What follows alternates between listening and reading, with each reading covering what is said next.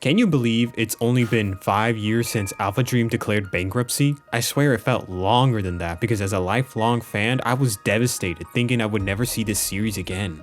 But then came Brothership and my hope was restored. However, after playing and eventually beating the game, I came to understand that this is no longer the same series I knew. Some things changed, others stayed the same, and while it has its issues, this was still an experience that I don't think you'll regret. Mario and Luigi get transported to a world named Concordia, where the land, once made up of a single continent, is broken into many drifting islands, and it's up to the bros to reconnect them all in the hope of finding their way back to the Mushroom Kingdom. It's simple. You do this for the entire game. It feels rather formulaic, and you would think that this kind of thing would get boring. Oh well. But luckily for you, these islands are varied and distinct enough to make each visit feel engaging. Island. What is Luigi doing? What up, guys?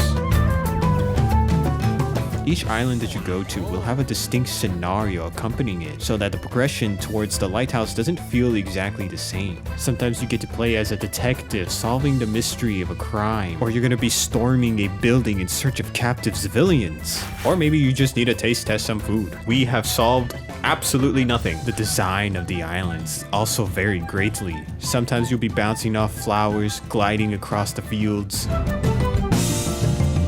Sometimes you'll be rolling across quicksand so that you don't sink in, and also you don't get eaten by these guys. Then there's the culture on each island. Now, I say culture, but I don't actually mean something complex or anything, but rather how the residents feel and experience life stuck on these individual islands. Get me out of here. Maybe I'm just gonna stay here and watch.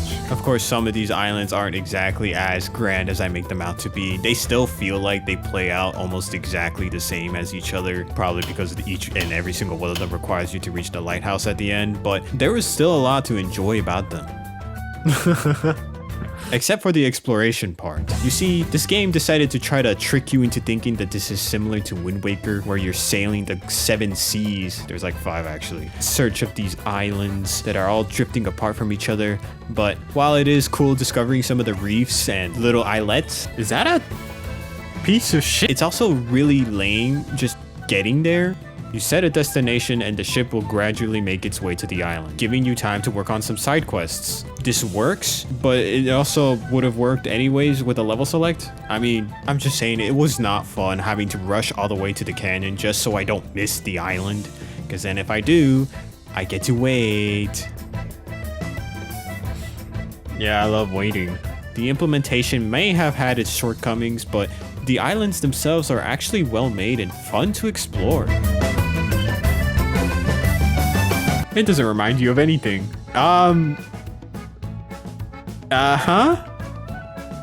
Sure. If you have never played a Mario and Luigi game before, trust me when I say that this game is a good time. The art style perfectly translates the series artwork into 3D, and the animations are so stretchy and expressive that it's hard not to love. I love the designs of the new NPCs. I love how much Kevin Afghani's Mario improved, and everything in the old games like the traversal upgrades and item properties are present here. The new developers, Acquire, did a phenomenal job at replicating the feel of Mario and Luigi and expanding upon it with this new game. But as a fan of the series, I just have to say some of the decisions they made were downright dubious. What? What? Luigi just automatically... What is this game? First up, Luigi.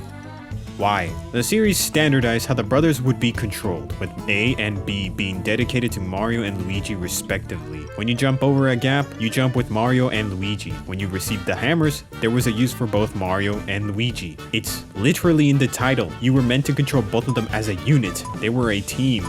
Alright, and Luigi from now on, we're enemies. Yeah, not in this game. Brothership decided that's too much work. Mario is all you need to think about. Luigi, well, he's a pigment now. On the one hand, I do think it's convenient that Luigi is his own character, handling tasks as you command. Some of the challenges even make good use of that separation. But on the other hand, it feels so weird not having to think about Luigi. His buttons feel pointless.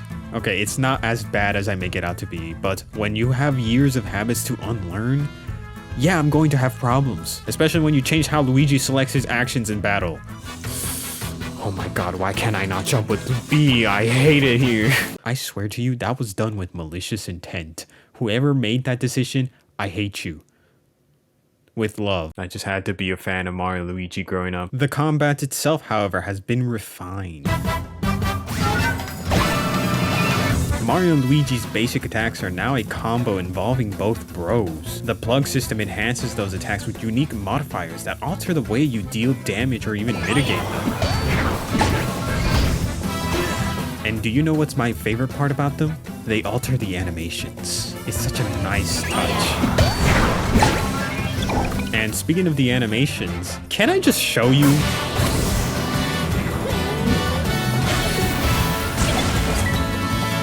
Well, I think that speaks for itself. There's a whole lot to love about this game's combat system, and I can safely say that I thoroughly enjoyed it from beginning to end. However, if I had to pick two things that I didn't like about it, the first one would be it took forever for the combat to actually get going. You don't see the hammers or get any bros attacks for the first few hours, so you're just stuck with a whole lot of jumping. And I don't know if this is just me, but I feel like some of these battles last a little too long than I would have liked. If I had to guess, it would probably be some combination of the slight delay between enemy turns, the long attack animations, the long enemy attack patterns, and well, the need to constantly change your plugs once they run out, which ends up acting like a major pace breaker. All of this makes it feel like battles should have just ended way sooner than they actually do. But at the end of the day, unless you were somebody who grew up with the series, I don't think most of these issues will ever affect you.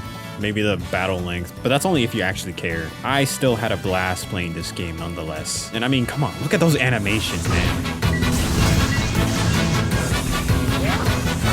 That, oh shit. Ooh, let's go. Ah, that shit is so good. How is Luigi gonna land this time? Bro, how did he not make it? Oh god. The music is something I don't think a lot of people give this game enough credit for. That's because the composer this time is different. Hideki Sakamoto composed Brothership's soundtrack.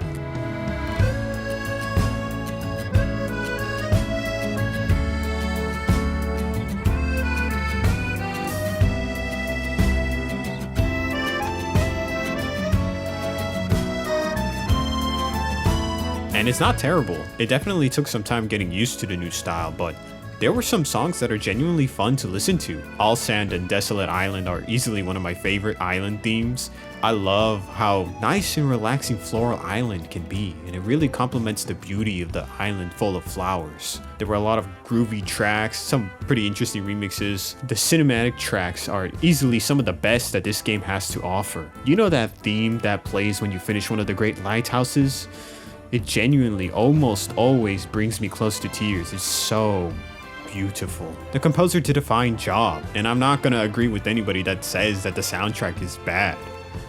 What I can agree with is that I don't think this soundtrack can even compare with its predecessors.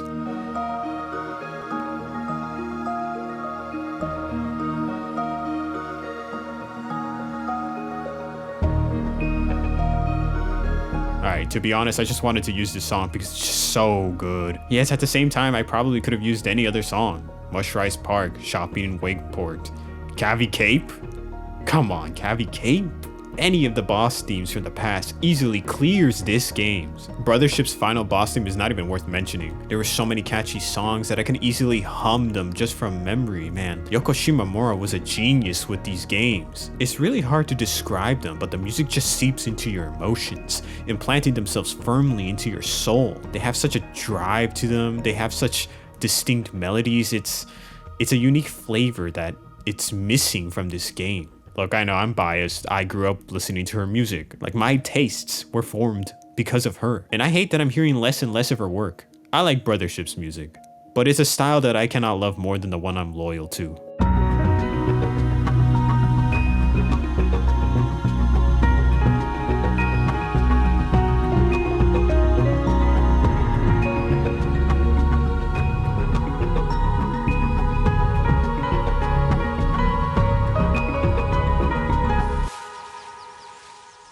Despite how I feel about the music, Mario and Luigi Brothership was still a game I was excited for. After years of nothing, we finally got a new game in the series, and I couldn't wait to start this brand new adventure. Yeah, I kind of felt nothing in the first few hours, which sucks because I was really looking forward to this game, but I think that excitement unintentionally set me up for failure. I mean, I loved Bowser's Inside Story, but nostalgia is a very potent thing, and I guess it just made me subconsciously expect more out of this game. And outside of that initial high of excitement, it was unremarkable. The game immediately sends you on your quest to reconnect the islands, and that's the only thing you do. It's impossible to escape the feeling that you're just playing through a level. Seriously, every single island finishes when you reach the lighthouse. It's basically touching the flagpole in any other Mario game, and the story didn't do much to make me care. It all just felt like pointless detours. Eventually things start to move, but it's that slow burn that did nothing to my enthusiasm. I don't know, I might still like Bowser's Inside Story better. Don't get me wrong, this is still a charming game. Brothership successfully earned many laughs out of me, and each silly instance led to a smile. Do it, Luigi. Be the hero. Be the hero you're meant to be. Of course. Okay, I'm calmer now. Felt good to panic for a sec. Bro, panicking does not feel good. What do you mean? What the frick? No, what? Your flap broke too? Oh. What? It's been a while since I've had the visitors. The only excitement I ever get is saying it's been a while since I've had visitors. Oh, bro. Stop. The game took me around 40 hours to complete. And within those 40 hours was loading screens, long battle animations, long boss fights because I suck, and a bunch of what felt like random errands. So much of this game could have been condensed, cut down to make a tighter experience that would have been better than reconnecting two islands in the exact same way. Who greenlighted this idea? And yet, with all that said, I can't bring myself to hate this story. I would say that I started to care once Bowser showed up, but even before that, during that build-up, I grew to like the new characters a lot. Each interaction didn't feel like a one-and-done encounter. You get to see a lot of these characters frequently throughout the game, and they each contribute something to move the story forward. Obviously, Connie is pretty important, and sometimes she accompanies you into these lighthouse dungeons. Technicky will always provide you with new burrows attacks, and Idol? Oh my god, Idol. They were the one group I did not think I would love the most. These lovable dorks stole my heart and blew me away. Even some of the minor characters help you with your quest. You will never escape Groove Master. Obviously not everybody is important. I feel like Ark was just kind of there, but you really can't forget a face. The game won't let you, and they did a great job at making everyone feel like they're part of the team, which kind of leads back into the whole game's themes on establishing connections. You know, power of friendship. I already know some people are cringing, but I don't think the game did a poor job at portraying this ideal theme. This is a theme. There were many examples of these characters with their bonds, including one that you might not have expected, and easily the best one was Bowser Jr. If you need one good reason to play this game, it's for Bowser Jr. And the villains are predictably trying to make everybody into socially awkward Redditors. But by the end of the game, it does take a pretty surprising turn, and honestly, the true villain, low-key, their design kind of slaps. But my favorite depiction of this theme is when you reconnect the island. Ship-Shape Island is the hub area, and at the beginning, it's just you and Connie. But over time, as you connect more islands, the people start to visit. Suddenly, the plaza feels alive, and you can even find them on other islands, commenting their experiences, and well, it just feels good to see the result of your efforts. The themes were a bit on the nose, and the story was just okay. Nothing terrible, but nothing special, right?